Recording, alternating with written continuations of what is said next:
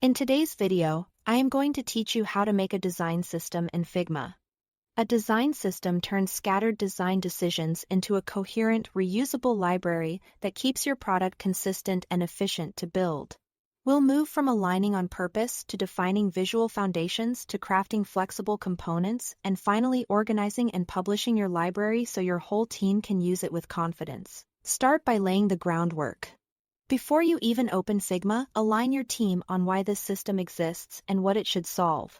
Then run a quick UI audit, gather your current colors, buttons, inputs, icons, and common patterns, and look for duplicates or inconsistencies.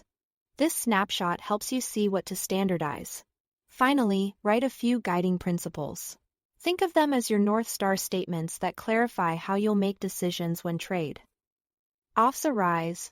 Next, define your foundations, also known as primitives and tokens. Establish a color palette with primary, secondary, and neutral colors, and set them up as Figma variables. Use raw color values as primitives, then map them to semantic tokens like text primary.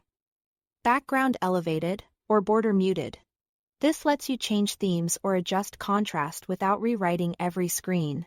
Create a type scale with consistent font families, sizes, and line heights, and save them as text styles so everyone uses identical, named presets.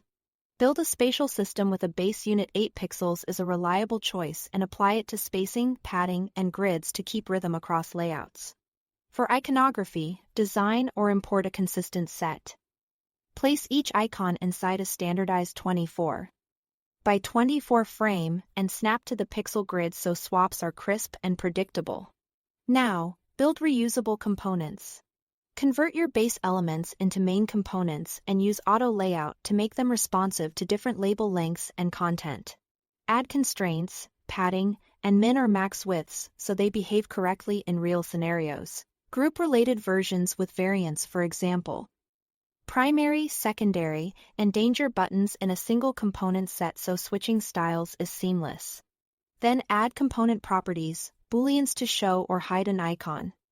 Instant swap to replace icons and text properties for labels. This keeps components flexible without detaching instances. Finally, organize and publish the library.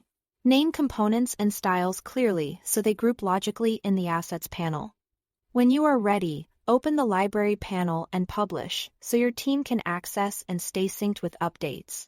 Add concise descriptions to components and styles that explain when and how to use them, including any constraints or best practices. That's all to it. Thanks for watching.